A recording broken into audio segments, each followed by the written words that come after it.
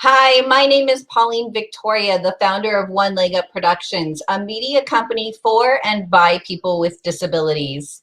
I'm honored to be here to facilitate this event, and even though we cannot be together in person, I'm so grateful for technology that allows me from Hawaii to be with all of you during this festival where we get to expand our perspectives. This particular panel is focused on access to work and resources in the entertainment industry. I'm going to first start out by introducing the fabulous people on this panel.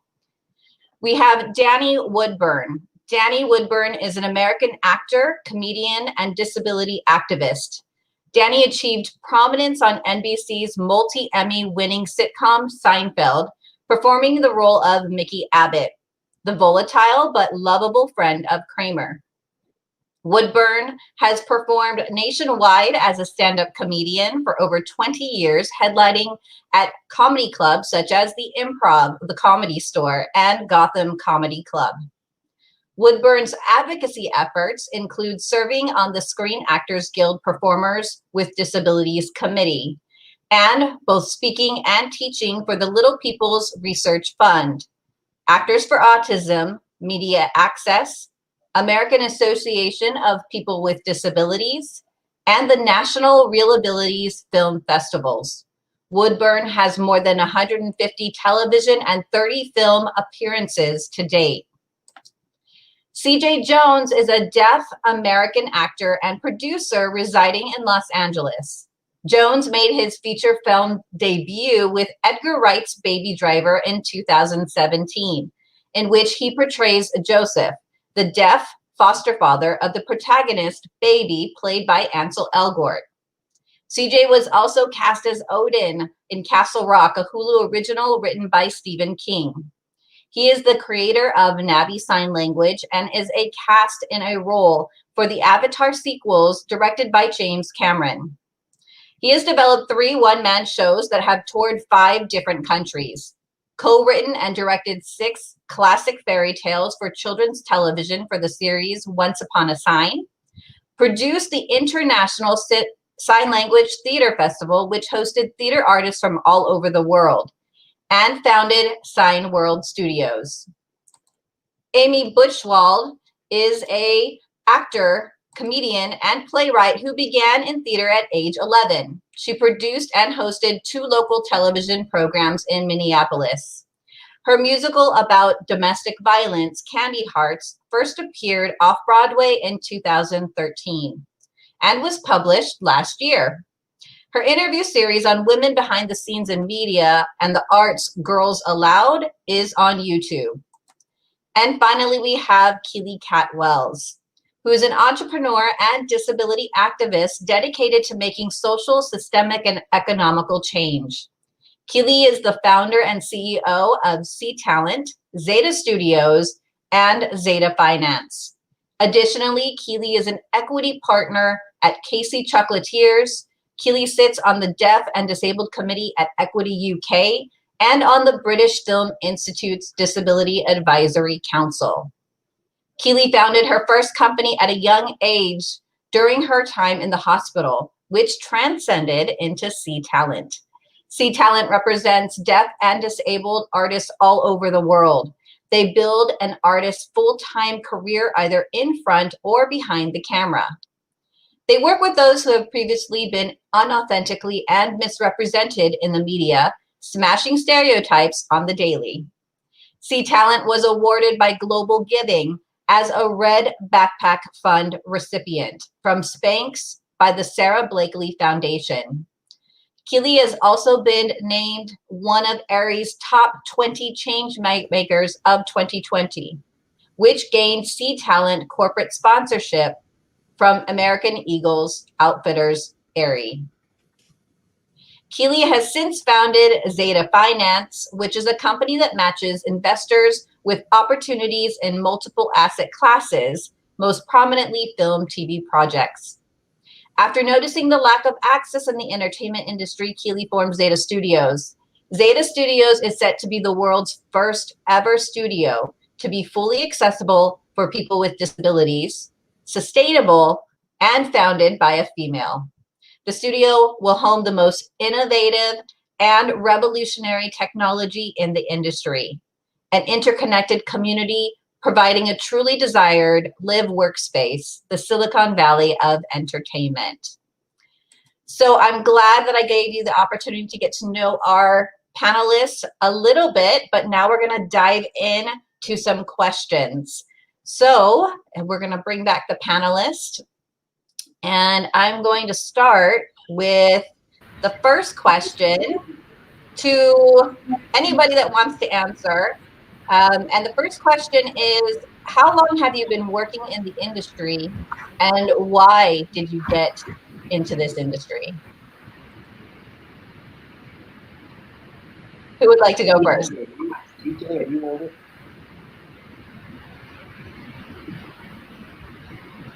Okay, I'm going to have to call on somebody. All right, let's start with Danny and Amy. You're sitting together. I don't know if you'd like to answer separately about how long you've been in the industry and why.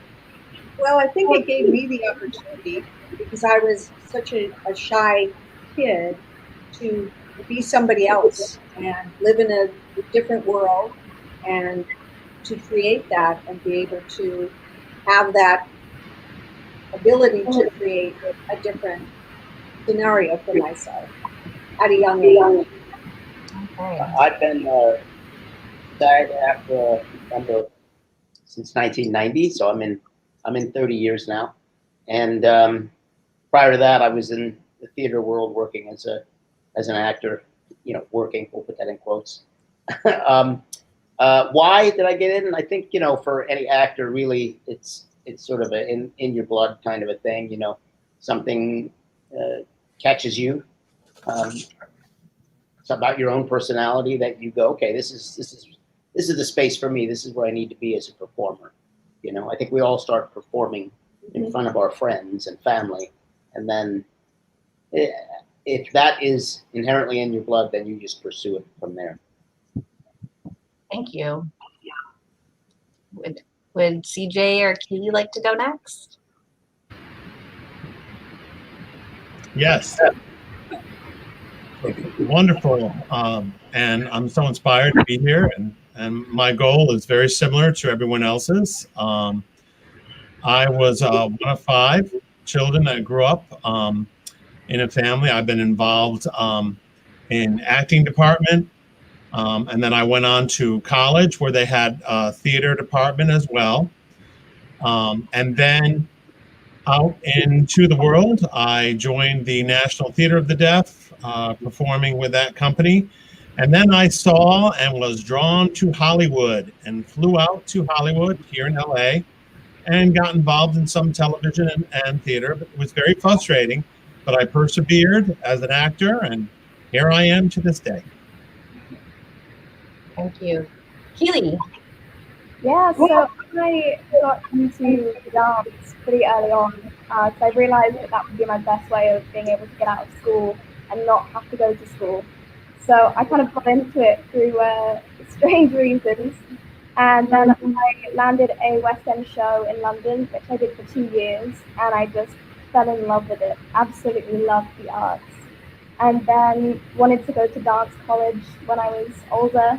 And then left dance college and then dropped out 6 months later for health reasons, and that again changed my life completely.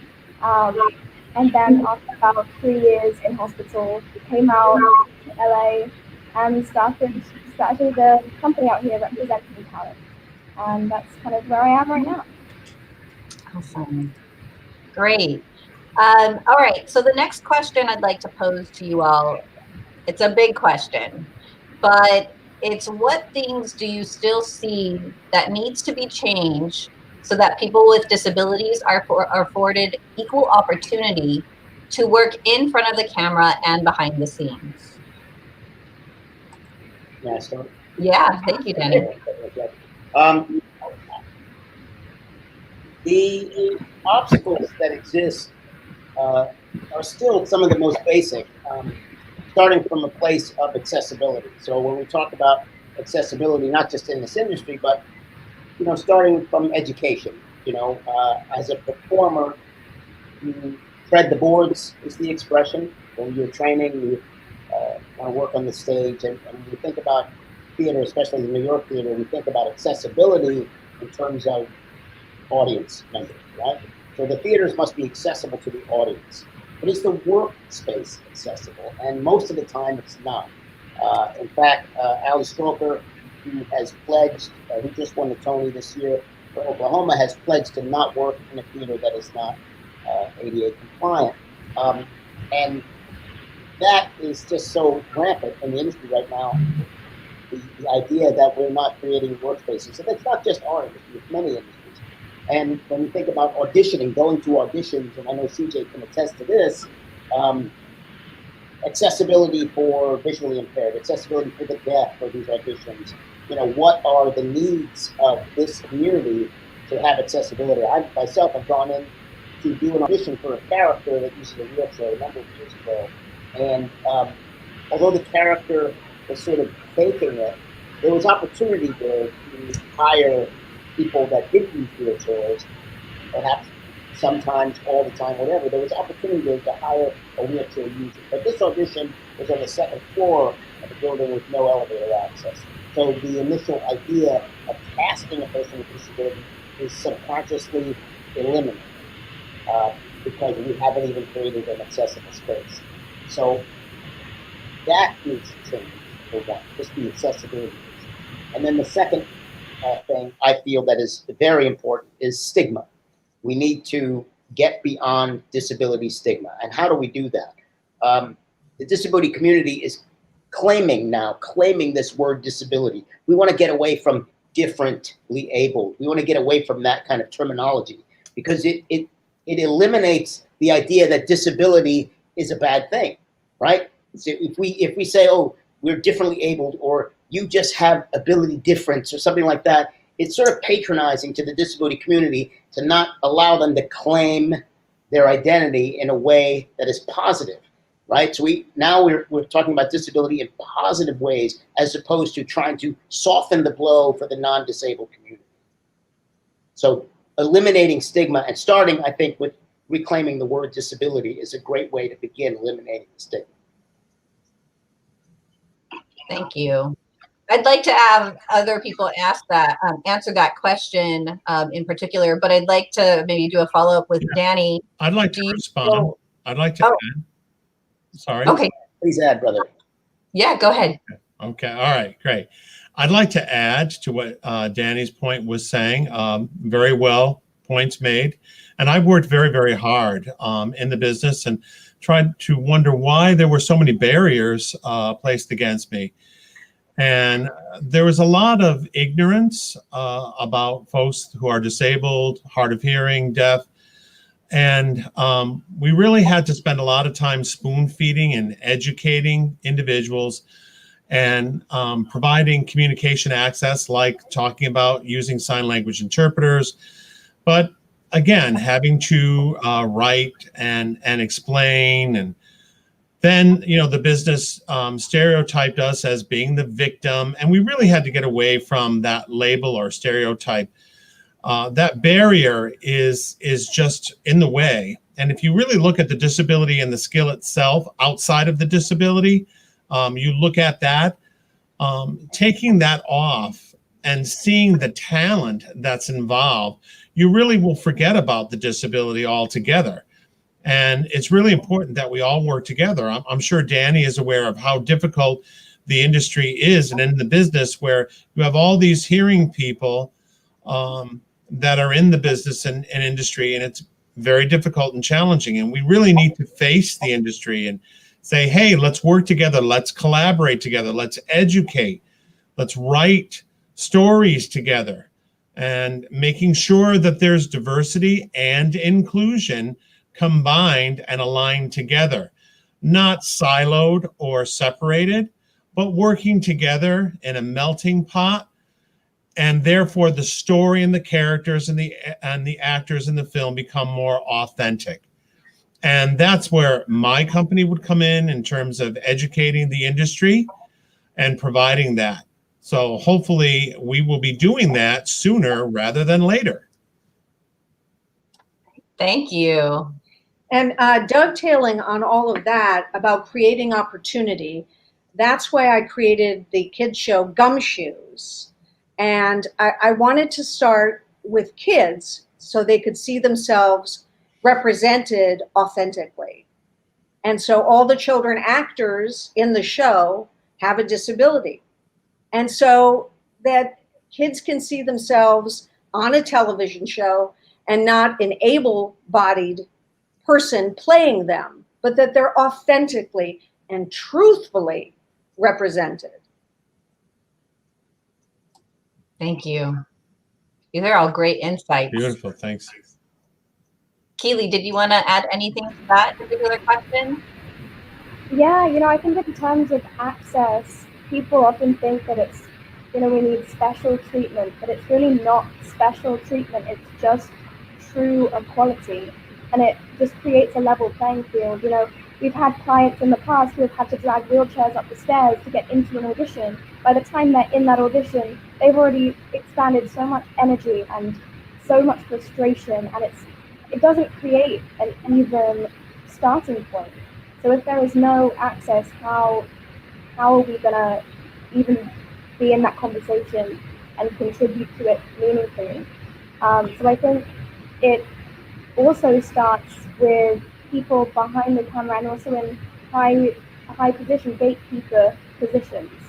And those people need to be authentic. Those people need to have disabilities. Those people need to be people of color and also intersectionality, and not just from one point of view. And I think when it comes to box ticking, it needs to be done with integrity rather than just opportunity.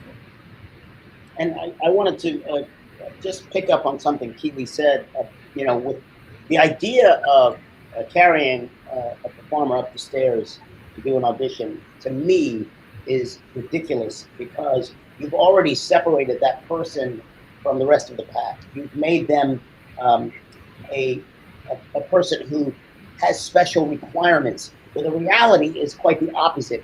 The accommodation is supposed to already be made. When you walk on a soundstage, there's a 4-foot space around the entire soundstage wall that separates, and there's a red line that separates. That space is a fire path to escape, okay? So that, by law, is placed there for people's safety, for people's accessibility to exit in the time of danger with a fire. So that law came about because we saw the need for that kind of a law. That's what the ADA is. And the fact that after over 100 years of filmmaking, and this industry that is over 100 years old and has over 30 years had the opportunity to make those changes in the space, it's quite ridiculous now that Kiwi is talking about having to carry an actor in a wheelchair up the stairs. It's unacceptable at this point. We've had 1/3 of the entire existence of the filmmaking industry to correct that. If I can be a rat on screen, if they can turn me into a walking, talking martial arts rat on screen, certainly they can spend the money, and it's minimal, generally minimal, to create accessible spaces for performers with disabilities. So I love what you said, and I did prepare some questions, but I'm also known for going along and going with the flow with the conversation. And what you just said is, I'd like to follow up on that. Who do you think is responsible to making those changes happen? Powers that be, the powers at the top, the studios, the networks, executive producers Yes. don't respond to a person in a wheelchair by saying, Yes. not casting them, and saying aloud to the casting director, they're not going to cast them because, quote, they're in a fucking wheelchair. So that's unacceptable in the 21st century. Keely is doing something quite unique. Keely is creating a whole studio that is going to be inclusive, accessible, diverse. It's the fact that this young woman is trying to achieve this, that the industry has just ignored for all this period of time, is sort of mind-blowing to me. I keep calling Keely an enigma in that sense. Yes. Well, we need more Keelys, so I know how to create more of them. thing. I think also it's such a systemic issue. I've only recently found out about the 14C law, where people with disabilities can be hired by an employer and be paid sub-minimum wage, be paid less than minimum wage. And people with disabilities are the only people in the world who it's legally acceptable to be paid less than minimum wage. And I think if we can't correct that, then how is any sector going to be able to correct what they're doing? I think it has to start right at the top, and that will change the way the people view people with disabilities. But I think that really does say something about the way that they're treated. And the path to success is different for people with disability. Why is that? Because if I'm a successful actor who uses a wheelchair, let's say I'm quadriplegic, but I'm getting some success. I'm getting some notoriety as a performer. But I also have needs that I get benefits for all of the many thousands of dollars worth of aid that I might need as a person with disability. But now if I see too much success, there's all of a sudden this cutoff point. Oh, you've made too much money, but still that money is still not enough to pay for all of your disability benefits. So they cut you off once you make a certain amount. So the idea of being entrepreneurial or advancing yourself, save a community that gets benefits, we have a much harder path to get to that successful point. Oh, okay, I see. Yeah, I feel like as people with disabilities, we often put this glass ceiling on ourselves. Like we don't need other people to do it for us. We do it for ourselves so we can manage our benefits while and expenses. Analogy I would make is now, okay, Pauline, let's say you have a job, you're making X amount of money, you get a raise, and then the government comes and turns to you and says, we see you got a raise. We think you should be able to pay twice as much for your food. So whatever your food bill is, we're going to double it because you got a raise. So that's the analogy I make with regard to performers with disability who get benefits and maybe want to advance themselves, maybe want to have a better career, but then they have to pretend like they haven't any money for all the benefits. Right. No, like my last wheelchair was $32,000. I'm like, that's a lot of shoes to equal that wheelchair, which I need. It's like legs. So I get it. Absolutely. Absolutely. And I don't know this, but is there a wage discrepancy among people with disabilities in the industry? I'm sorry, I didn't hear the question. Is there a wage discrepancy among people with disabilities in the industry? I'm going to give CJ an opportunity because I've been collaborating. No.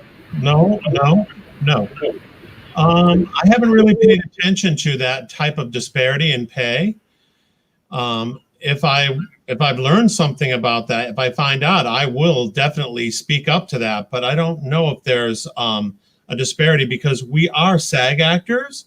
So Danny, I'm assuming the pay would be equitable, correct? Well, I mean, there's the notion of breaking top, right, CJ? The idea of breaking top and who is more deserving of breaking top, who is more replaceable, right? Yeah. So a person who's a wheelchair user who maybe the executives see as not doing the same job as a non-wheelchair user, right? Are they gonna make a choice to pay them above scale? Are they gonna make a choice to pay them more than if that actor was played by that character was played by an actor who was non-disabled? I mean, I can't prove anything in my own world, but I can say that the disparity is there just with regard to the number of actors that are non-disabled portraying disabled characters versus the number of disabled actors portraying disabled characters. So that disparity exists. So I think we could make Interesting. Well, then would that mean, okay. So would that mean that managers or agencies really need to fight for equity in pay in terms of non-disabled and disabled actors? Isn't that their accountability and responsibility as agents to be knowledgeable, that they advocate against disparity, just like for Black actors and white actors. Just like years ago, there was a disparity and racism in there. It should be the same type of equity. Maybe that's the first step that, you know, our agents really need to advocate for. That's really interesting because I never really thought about or knew that before. Well, would you say that as a Black actor, you're being paid equally to a white actor of your caliber? Would you say that you're being paid equally? Yes. It'd be no different than let me see, a Black woman or an actress or an actor of any color. Just like male actors tended to earn more pay than female actors, and that's reversed. That issue's been placed on the forefront, and a lot of female actors have advocated about that. So now that is an issue that's being called out and being brought up on the forefront. So we really need to address that. Organizations, agencies, and having a webinar to discuss that and pose the question of what is fair and address that issue and have that dialogue and having that discussion with disabled groups. I really feel that that type of discussion and dialogue is critical because there are a lot of people that perhaps don't know that should be a part of that discussion. Yep, I think you're on mute. There we go. Well, I've definitely seen, in terms of brand sponsorships and partnerships, and especially with social media, I think there is often a thought with disabled people and influencers that they are just going to do these brand partnerships for profits for free. And now I don't know why, where that thinking comes from, but that's definitely a trend that I've seen in terms of representation. And then in things for kind of when I've been either seeking investment for the company or starting a new company, I've often found comments like, oh, you work with people with disabilities, you're disabled, then it must be a charity, and it's definitely not going to make money, so you should make it a charity. I'm like, no, it's a for-profit. We can make money. We will make money. We are making money. It's not a charity. So I think the conversation also needs to shift, and there needs to be awareness, and we need to highlight the people with disabilities doing amazing things in those CEO, in those positions, such as Caitlin with Alpha Studios and various other companies doing incredible work, and very, very lucrative. So I think that's another thing in terms of representation, and especially with actors and making sure that they do get equal pay. Yeah, I'm going to go ahead. We got a comment from Cassandra Jones. She said, I would guess that because there are less roles written for disabled characters, the actors have less experience and proof of their marketability, so they do not earn salaries above base union salaries. Which is interesting. I have a follow-up question to that comment, but would anyone like to comment on that comment before the question? I don't believe it's as much about the number of roles written. It's more about the number of opportunities given to disabled performers. So that statement sort of like defines the industry in a way. When you say written for disabled performers or disabled characters, what are we talking about? Does that mean that every time I'm on something, it has to say that I'm a person with dwarfism? I've played the head of a State Department. I've played a truck driver. There's no mention of my dwarfism in those instances. So why can't the pizza delivery guy be a double amputee? Why can't the person at the reception desk be a wheelchair user? And they actually never stand up. It's not necessarily part of the story, but when we think about disabled people we meet on the street, we don't immediately go, I wonder what their story is. And I don't think I'll be able to finish my day unless I go over and talk to them and find out what their entire story is. That's just not the way life is. And that's the same with I could say we can go back years and years and talk about a black character on television. It became less and less about their blackness and more about them being performers on the screen. We didn't, and this is a turning point, I think, is the casting of Danny Glover in Lethal Weapon. In that instance, the director was given a selection of actors, and they said, "Well, I got Danny Glover for this," and the director said, "But Danny Glover is black," and then had this epiphany, realizing, why did I say that? So that was an inherent philosophy, and we're only talking the 80s now. This is an inherent philosophy that directors thought, if I don't write down that he's black, he shouldn't be black.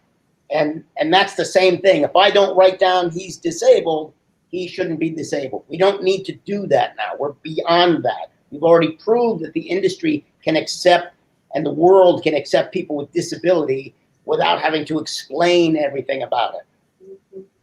We hope so. I'm going to give people the benefit of the doubt, and then if not, I'll hamstring them. Yeah.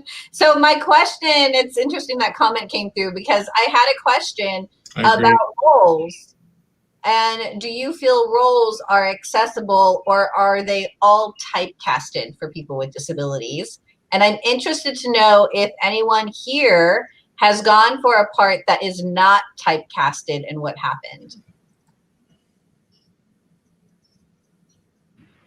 So I've definitely had actors go in for roles that were not stated that they needed to have that certain disability. And I had a really wonderful reaction from a casting director, and they said, we never had doubts about the disability, we just had questions.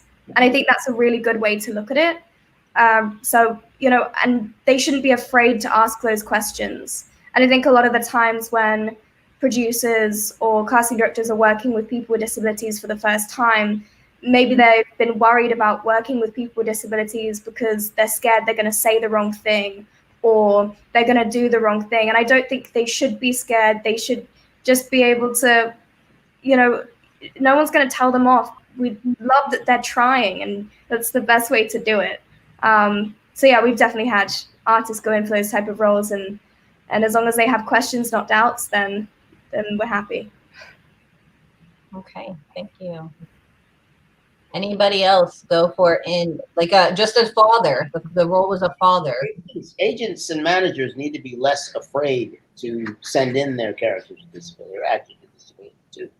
But the only way to sort of get past this, what Kiwi's talking about again is the stigma overlay that comes into play. And the only way to get past that is to keep introducing actors with disability to the industry on a regular basis. And seeing somebody like CJ on a role of Baby Driver and going, oh, okay, I can see what's happening now. This is great. And then CJ, from that role, I know your career has picked up nicely, and you've been working. I don't want to act like your press man right now, but yes.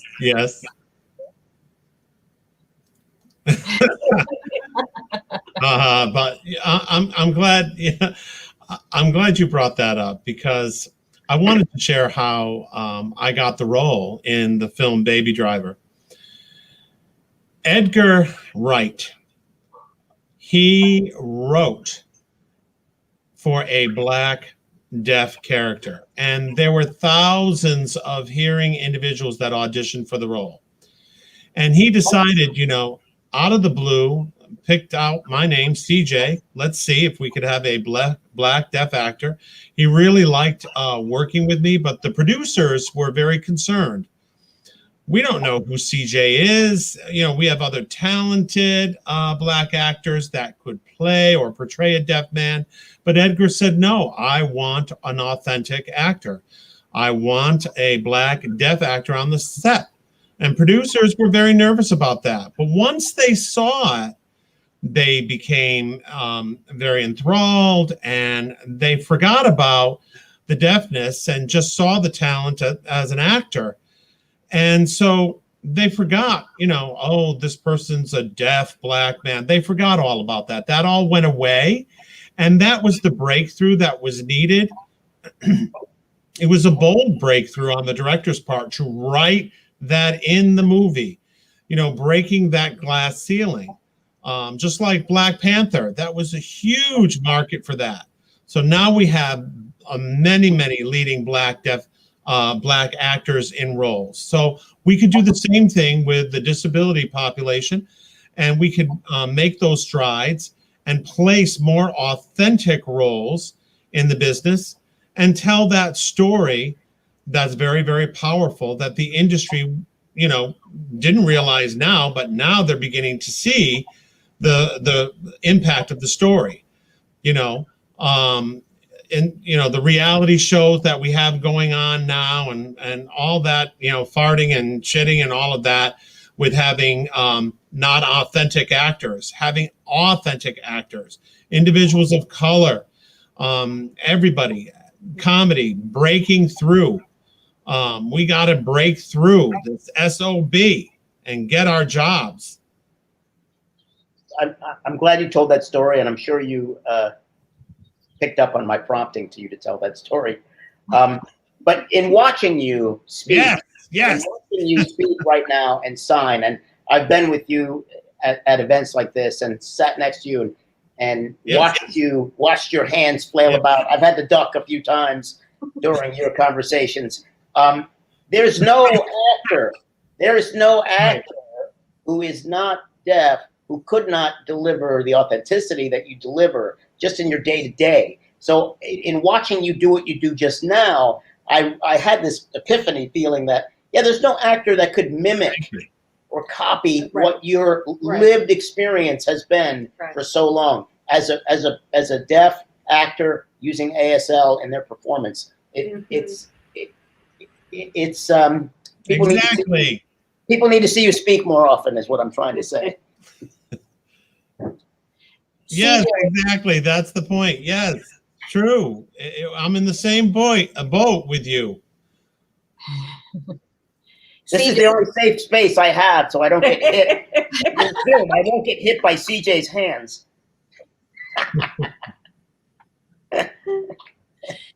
CJ, I have a follow-up question. All these bruises all over. I work with CJ. CJ, I have a question for you as a follow-up from your story. Do you know why, or can you guess why the producers were hesitant to have you as an actor on the set?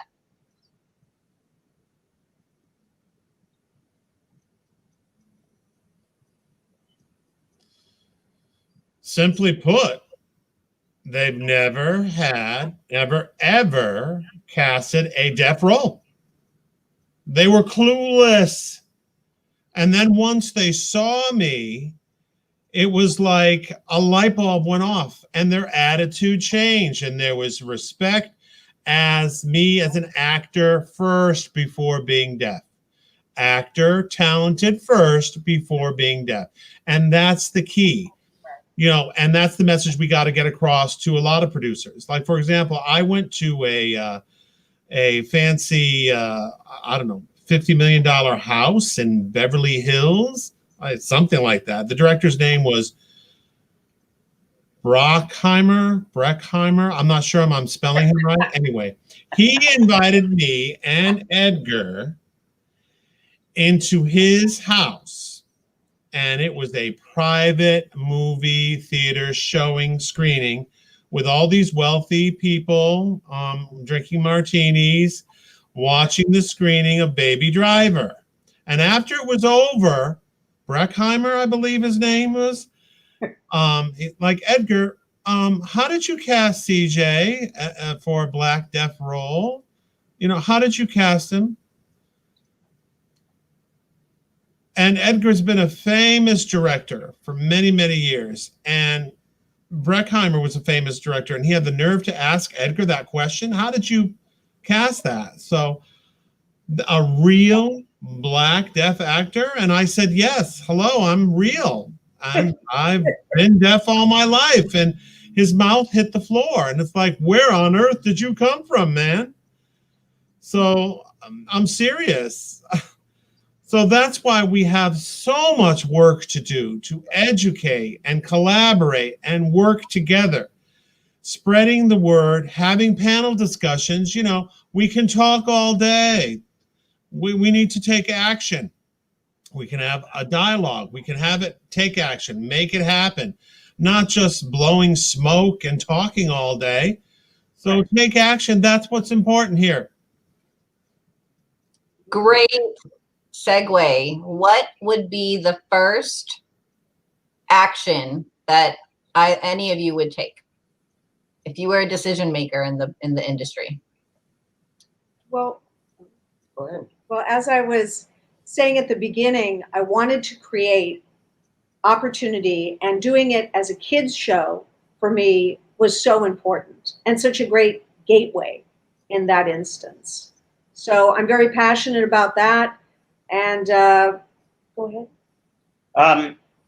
Yeah, as individuals, if you get in a position where you can be a creative, that's, putting yourself out there obviously is one way. And I know it sounds, Pollyanna, you might have heard it a million times, putting yourself out there. And even at the level that we're at, we're still putting ourselves out there as much as we can.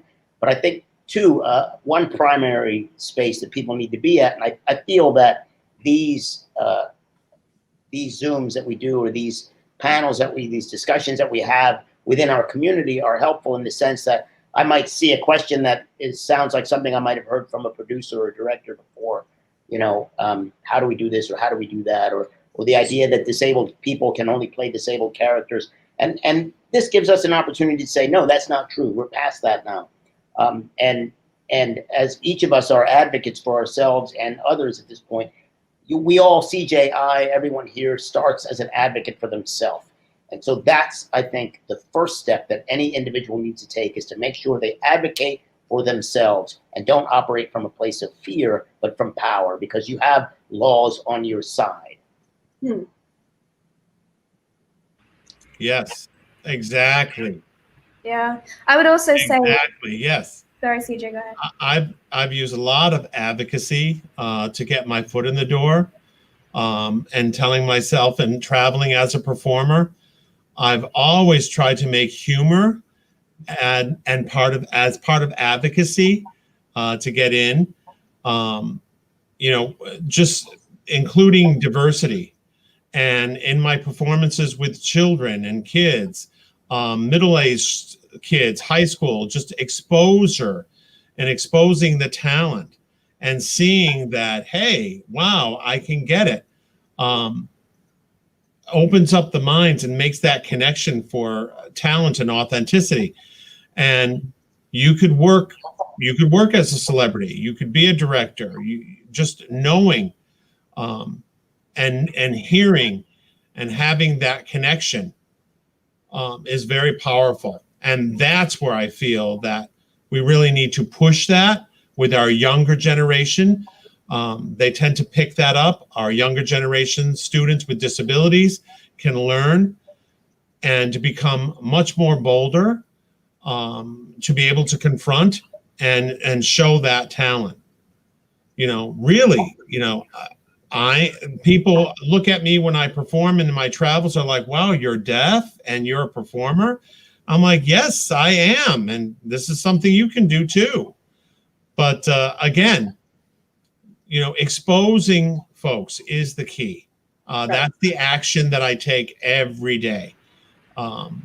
We advocate all our lives. That's part of what we do anyway as individuals with disabilities. We're always advocating. We've been suppressed, and we need to empower and push forward, advocate, and open those doors. Sometimes we want to give up, but I'm just curious, that's what we do. And others on the group, curious. Yeah, I believe to change the world, we've got to learn to tell and listen to a new set of stories about the world that we want to create. And I think in doing that, it's not just about hiring, it's about allowing people like CJ, like Amy and Danny and Pauline, we've all got things that we want to make, and these people have to believe that these things are going to be successful. Just because it's not ever been done before doesn't mean that it's not going to work. So I think they need to, these people at the top, take the chance. They see it as a chance, they see it as a risk, but that will only shift when they take that step and they allow us to make the stories and do the shows that we want to do. So I would tell them to be open and hear us out. And I think the representation that Keely's talking about and CJ's talking about, just by the act of being in the space and showing what you do, CJ, obviously, it lets people know that it's possible. And I think that instills a confidence in the younger generation and kids. And that's, you know, I think that was Amy's goal to start with the Gumshoes Project, was to show that young kids that, hey, you're out there, you're represented. And that you have a instills, seat at the table. Yeah, you have a seat at the table, and that gives that generation confidence. Yes. And that as writers, you know, we're responsible for making that change happen. And we're responsible for filling that void that is immense in programming, especially for children. Telling the stories that haven't been told before in the way that they haven't been told before. Yeah. Mm-hmm. What CJ does just walking around the world, you know. Sorry, not walking around, but in a $50 million mansion, he tells the story that needs to be told. That's right. Right.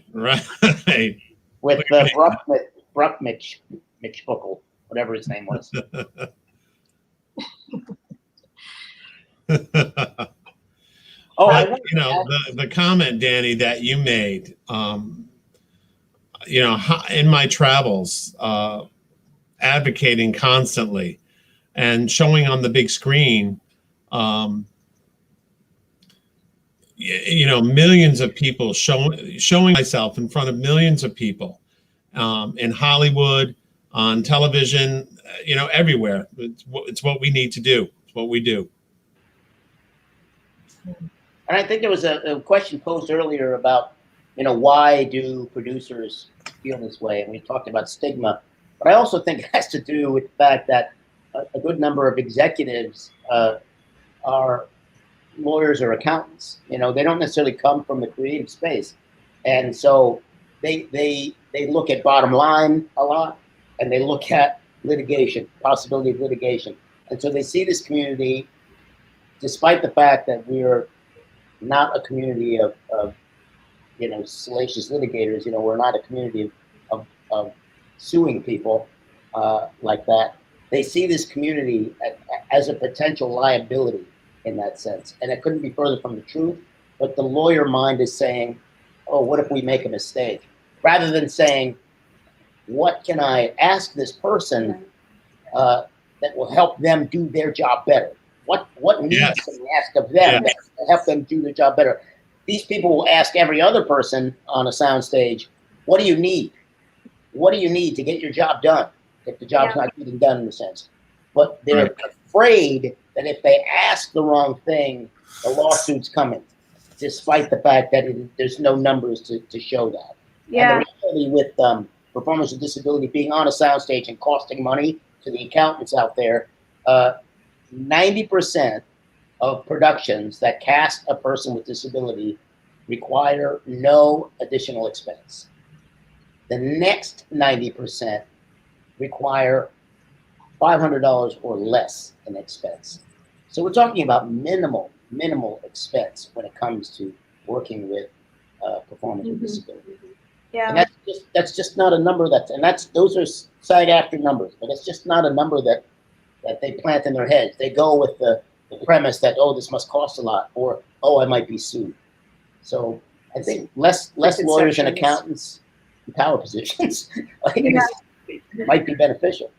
Yeah, and off that, Danny, as well, the liability issue. I had a CEO of a very big company ask me the other day. They said, "Oh, I know why some of your actors and you didn't get hired for that role a couple of years ago."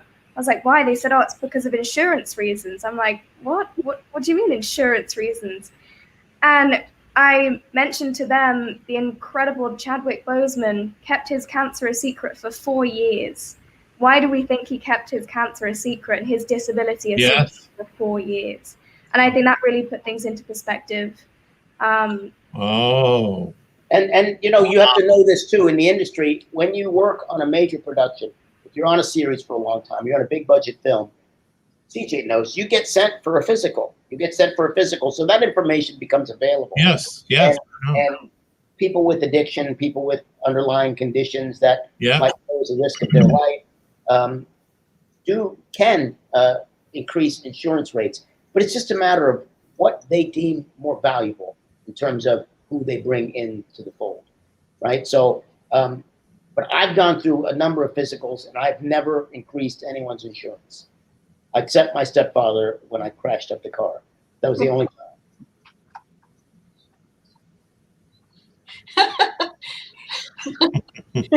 Okay. I think too, in the writers' rooms, there have to be people with disability in the writers' rooms who are writers. That has to happen more. Yes, I agree. I know that time flies, and we have about 9 minutes left, and there were several questions that I did not get to. So wow. In the future, there will be a take 2 of this panel discussion. But I do want to end with this one question, and I'd like each of you to answer. What advice would you give to somebody interested with a disability entering the industry? I'm always first. I don't want to be first. I would go ahead.